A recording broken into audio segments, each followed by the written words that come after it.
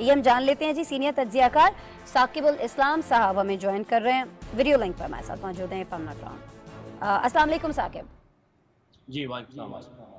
साकिब कैसे हैं आप? खैरियत से हैं? बहुत शुक्रिया, आप प्रोग्राम के लिए वक्त निकाल रहे हैं। साकिब, ये जो मुलाकात हुई है जिनेवा में, इसका बहुत ज़्यादा इंतज़ार किया जा रहा था, लेकिन क्या हम ये कह सकते हैं वो जैसे एक मिसाल है पहाड़ खोदा लेकिन हासिल वसूल कुछ नहीं हुआ, क्योंकि दोनों जानिब से सूरत हाल तो अभी वहीं की वहीं है, जूं की तू है।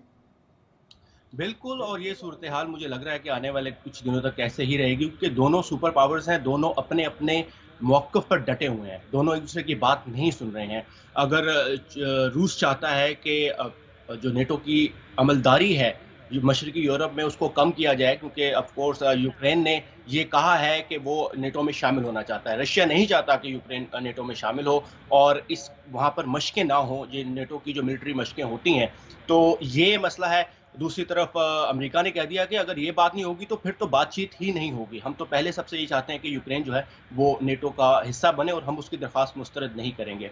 तो ये मसला मेरे ख्याल से दोनों जो सुपर पावर्स हैं वो एक दूसरे के सामने खड़ी रहेंगी।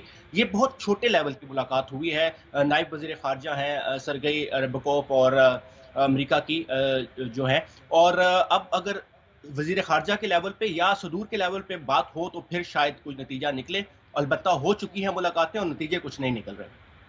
हाँ, वीडियो लिंक पे भी एक मुलाकात हुई थी। अच्छा, लेकिन ये बता दीजिएगा, हमारे बहुत सारे देखने वाले समझना चाह रहे होंगे मेरी तरह कि क्यों यूक्रेन जो है वो दोनों मुल्कों के लिए इतना ज़्यादा अहम हो गया है एकदम से, क्यों इनकी दिलचस्पी बढ़ती चली जा रही है इस मामले पर, क्यों रूस और अमेरिका के ऐसे मफादात जुड़ गए हैं इसके साथ जिसकी वजह से मामला जो है वो बातचीत से हल ही नहीं हो पा रहा है। रूस के लिए तो ये मामला है उसकी अपनी जो सॉवरेनिटी है उसके लिए, क्योंकि रूस ऑफ कोर्स जो यूक्रेन था वो यूएसएसआर का हिस्सा था, सोवियत यूनियन का हिस्सा था, और 91 में टूटने के बाद यूक्रेन जब एक नया मुल्क बना तो उस पे ऑफ कोर्स रूस ने अपना असर और रसूख रखा। और अब सदर पुतिन जो है वो यही चाहते हैं कि यूएसएसआर की जो एक अमलदारी थी पूरी दुनिया में उसको वापस लेकर आया जाए। अपने वो एक मुतलिकुल अन्नान सदर हैं, वही फैसले लेते हैं, और वो उन्होंने ये वाज़ेह किया है कि यूक्रेन के ऊपर रूस का हक है। यूक्रेन में बसने वाले जो लोग हैं वो नहीं चाहते, ज़्यादातर लोग नहीं चाहते कि वो रूस का हिस्सा बने। इसीलिए यूक्रेन ने जो है नेटो का हिस्सा बनने के लिए दरख्वास्त दी हुई है और उस पर भी बातचीत शिद्दत से जारी है। दूसरी तरफ अमेरिका के लिए उस खित्ते के अंदर, मशरकी यूरोप के अंदर अपनी जो है अमलदारी को बढ़ाने के लिए और अपना असर और रसूख कायम रखने के लिए और रूस को जो है कंट्रोल करने के लिए यूक्रेन और दूसरे जो ममालिक हैं छोटे छोटे जो सोवियत यूनियन टूटने के बाद बने थे उनके साथ अपने ताल्लुकात बेहतर बनाने और उन्हें नेटो का हिस्सा बनाना बहुत ज़रूरी है। तो अभी हमने देखा कि पिछले कुछ अरसे में कुछ सालों में लिटविया, एस्टोनिया और लिथुआनिया, इस तरह के जो छोटे छोटे मुल्क हैं वो नेटो का हिस्सा बन गए हैं, और अब यूक्रेन मशरकी यूरोप का सबसे बड़ा मुल्क है। और वो एक बहुत बड़ा हिस्सा उसका 1200 मील के जो है वो बॉर्डर जो है वो रशिया के साथ है। ऑफ कोर्स रशिया का उसके ऊपर बहुत असर रसूख है। जो बॉर्डर के एरिया में लोग रहते हैं वो रशियन ज़ुबान बोलते हैं। बहुत से यूक्रेनियन जो है वो रशिया में बसते हैं।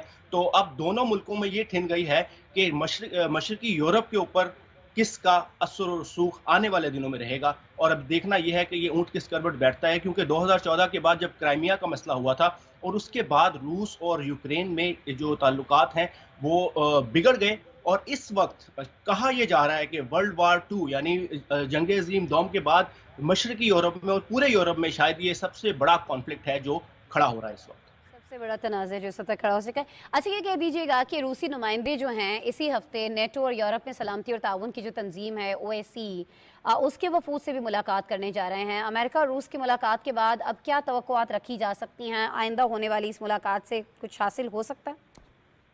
मेरा नहीं ख्याल कि कुछ हासिल होगा, क्योंकि दोनों ममालिक जो हैं वो अपने अपने मौक़िफ़ पर डटे हुए हैं। ना अमेरिका रूस की सुनेगा, ना रूस अमेरिका की सुनेगा। दोनों मुल्क पावरफुल हैं, दोनों ताकतवर हैं।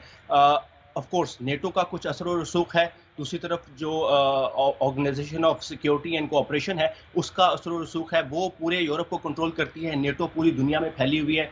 इनके तौर पे बात तो हो सकती है, लेकिन इस बातचीत को बड़े लेवल पर लेकर आना पड़ेगा।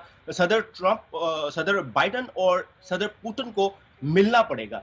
बल मुशाफा मुलाकात होगी। कोरोना की वजह से आजकल तो आलमी दौरे जो हैं वो बंद हुए हुए हैं, लेकिन जो ऑनलाइन मुलाकातें होती हैं उनमें इतने नताइज सामने नहीं आते। जब आप मिलते हैं एक दूसरे के साथ, बॉडी लैंग्वेज चेक होती है और आप समझते हैं दूसरे के मौक़िफ़ को और सुनते हैं बैठ के सामने, तो फिर मसाइल हल होते हैं। मेरा नहीं ख्याल कि अब ये कुछ इन बातचीत का, छोटे लेवल पे बातचीत का कोई मसला, इससे मसला हल होगा। नहीं तो कोई अगर कोई सालसी की पेशकश की जाए किसी मुल्क की जानिब से, आपको लगता है कोई इंटरेस्टेड है किसी कोई और यूरोपीय मुल्क इसके अंदर? देखें, इस वक़्त जो रूस है उसके बहुत मसाइल हैं। सेंट्रल यूरोप में काज़ाकिस्तान का मसला बहुत बड़ा मसला बन के सामने आ रहा है। फिर अफ़गानिस्तान में ह्यूमैनिटेरियन क्राइसिस पूरी दुनिया का सबसे बड़ा सामने आया हुआ है। तो मुझे नहीं लगता कि इस वक़्त चाइना या कोई और बड़ा मुल्क जैसे यूके है या यूरोप का कोई बड़ा मुल्क जर्मनी सालसी करवाने की कोशिश करेगा। जो तमाम लोग हैं वो नेटो के थ्रू जाएँगे या ओएससीसी के थ्रू जाएँगे। और सबसे बड़ी जो बातचीत होगी वो इन दोनों मुल्कों के सरबराहान के दरमियान में होगी, पुतिन और बाइडेन के दरमियान होगी। तो कितना टाइम साकिब फिर लग सकता है? क्या हम एक्सपेक्ट करें? मैं उस मीटिंग के लिए नहीं पूछ रही हूँ कि कितना टाइम लग सकता है, जो बहुत सारे लोग चाह रहे हैं कि चलें हो जाए, तनाज़ा ख़त्म हो जाए। अगर ये मीटिंग नहीं होती है, कितना प्रोलॉन्ग कर सकता है ये सारा मामला? मेरे ख्याल से जब तक ये नहीं मिलेंगे सुदूर और सरबराहान कुछ किसी मंतकी फैसले पर, इस मंतकी अंजाम तक इसको नहीं पहुंचाएंगे, क्योंकि यूक्रेन की आर्मी भी बहुत बड़ी है। They have like about 250,000, 2.5 lakh के करीब उनकी आर्मी है। रूस ने 1 लाख के से ज़्यादा जो आर्मी जो है, ट्रूप्स जो है वो यूक्रेन के बॉर्डर पे जमा कर दी हैं और उनका इरादा ये है कि 1,75,000 के करीब इन्वेजन के लिए, अगर इन्वेजन होती है, अगर रूस यूक्रेन पर हमला करके उसको अपने कब्जे में करने की कोशिश करता है, तो मेरा नहीं ख्याल कि यूक्रेन की आर्मी जो है वो इतनी इक्विप्ड है कि वो रूस का मुकाबला कर सकेगी। उस सूरत में क्या अमेरिका अपनी अफवाज भेजेगा वहां, क्या नेटो अपनी अफवाज भेजेगा वहां, ये देखना बाकी है कि रूस की डेटरेंस के लिए नेटो और ओएससीसी क्या करते हैं। लेकिन फिलहाल अमेरिका ने भी कहा है कि वो अपने ट्रूप्स नहीं भेजेगा। वो जो है सैंक्शंस की तरफ, पाबंदियों की तरफ ज़्यादा उनका झुकाव है और सदर बाइडेन भी जो है वो कोई कॉन्फ्लिक्ट नहीं चाहते। उनकी अपनी जो है या मुल्क में उनकी अपनी जो मकबूलियत कम हो रही है, कोरोना वायरस से नबर्द आज़मा है ये मुल्क, बहुत तेज़ी से यहाँ पे हालात ख़राब हो रहे हैं, महंगाई बढ़ रही है और ऑफ कोर्स इनके अपने इंफ्रास्ट्रक्चर के मसाइल हैं। तो सदर बाइडेन मुल्क में ज़्यादा मसरूफ़ हैं एज़ कम्पेयर टू कि वो दुनिया के मसाइल को देखें। इसलिए उन्होंने जो वज़ीर ख़ारजा और नायब वज़ीर ख़ारजा है, उनको ये ज़िम्मेदारी सौंपी है कि वो इन मसाइल का कुछ हल निकालें। ठीक है, बहुत शुक्रिया साकिब अल इस्लाम। आई होप जब नेक्स्ट आपसे बात हो रही होगी तो दोनों के जो सुदूर हैं वो चले मुलाकात कर लें, कोई ना कोई इसका हल निकल आए, क्योंकि पहले भी हमने जब इस टॉपिक पे बात की तब भी सिचुएशन यही थी। बिल्कुल, और ये मसला अगर बढ़ता है तो यूरोप में एक बहुत ज़्यादा, जैसे मैंने कहा कि वर्ल्ड वॉर 2 के बाद एक बड़ा कॉन्फ्लिक्ट होगा और ऑफ कोर्स सेंट्रल एशिया भी इसकी लपेट में आएगा। काज़ाकिस्तान का मसला पहले ही बहुत बढ़ चुका है, जहाँ पे रशिया ने अपनी आर्मी भेजी हुई है और जिसकी वजह से आप सही फरमा रहे हैं साकिब, सिचुएशन बिगड़ सकती है और इसको जो बड़े हैं दोनों ममालिक के वही संभाल सकते हैं। ये जो मीटिंग हुई है इससे तो खैर कुछ हासिल वसूल नहीं हुआ। बहुत शुक्रिया जी साकिब अल इस्लाम, आप हमारे साथ मौजूद थे, हमें सिचुएशन बता रहे थे और फिर चलते चलते जी